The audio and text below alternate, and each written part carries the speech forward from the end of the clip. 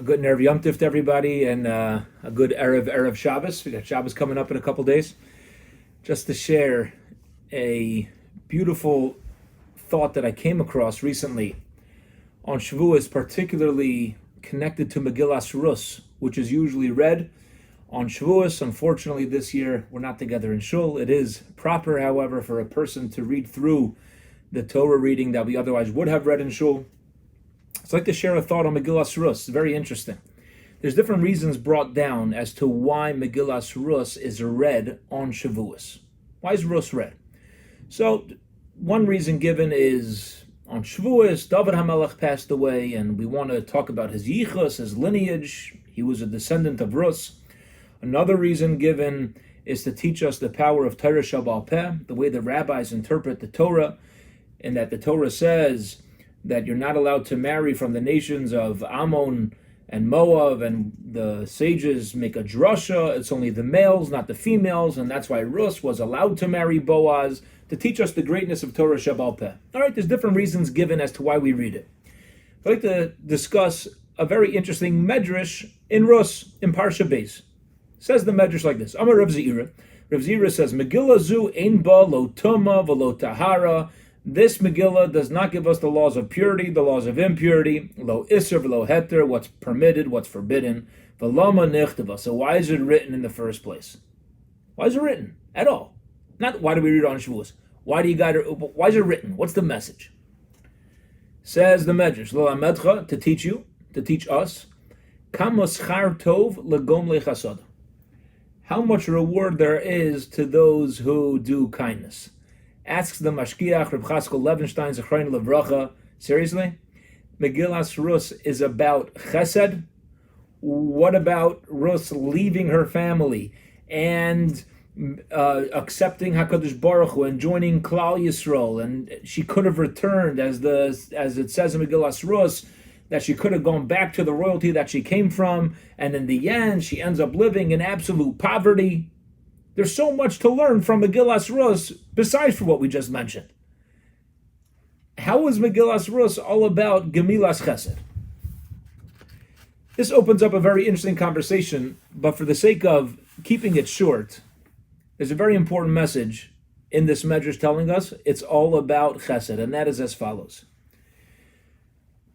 Every single person, whether we're a tzaddik, righteous, Beinani, middle, average, or a rasha, a wicked, chas v'shalom, God forbid, every person has stages in life. Sometimes the stages last for a minute. Sometimes they last for a day, a week, a month, a year, maybe even a decade. Everyone goes through stages. Let's talk about the smaller stages. Everyone's going to have a stage where we do chesed. The most wicked people, at some point, are going to have this feeling of mercy, whatever it is. We're all going to be able to do chesed. So how do we define a real gomel chesed? Everybody's going to do kindness at some point. That's a reality. You could have a killer, God forbid.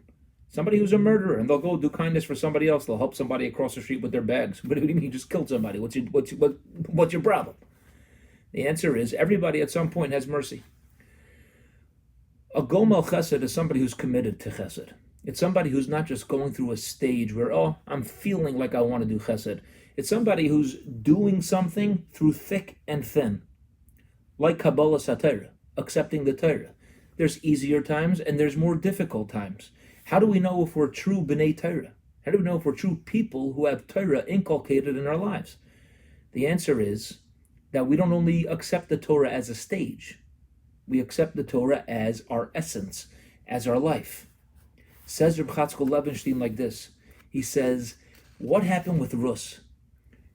She married into this family. First the father-in-law passes away. Then her husband and brother-in-law pass away. And now it's her mother-in-law, Naomi, and her and Arpa. It's the three of them. They have nothing left. And her mother-in-law pleads with her. She says, go back to what you had. And Arpa goes, what does Rus do? Rus says to her mother-in-law, I'm not leaving you. Yes, times are tough in Klal Yisrael. Yes, I just lost my husband, my father-in-law. We're collecting grain, the fallen grain from the field with all the paupers. Yes, that's the situation that I'm in. But I'm a Yid, I'm a Jew. And I'm with you. This is not just a stage for me.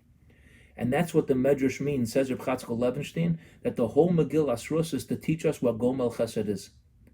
Rus, when we look at what she did not view her actions and her need to strive for perfection as a stage that, oh, this is a stage and now I'm going to enter a different stage. This was her life, which connects obviously very closely to Kabbalah Torah, to take the Torah. Yes, sometimes they're easier. Sometimes we feel like we're in a rut. Sometimes we feel like things are flying, things are amazing, it's awesome. And our spirituality, our Judaism is rocking, and like the field is plowed for us, and we're ready to move ahead. Kabbalah Torah is to contemplate, to think, and to recognize that Ruchnius, Torah, Chesed, Avoda needs to be done not as a stage, but it needs to be done Kihem Chayenu. This is our life. This is our very existence. My bracha to all of us is that we can take this message with us as we enter Shavuos, as we enter Kabbalah Torah, the accepting of the Torah, to think about this, to contemplate, and to recognize the Torah is Kihem Chayenu.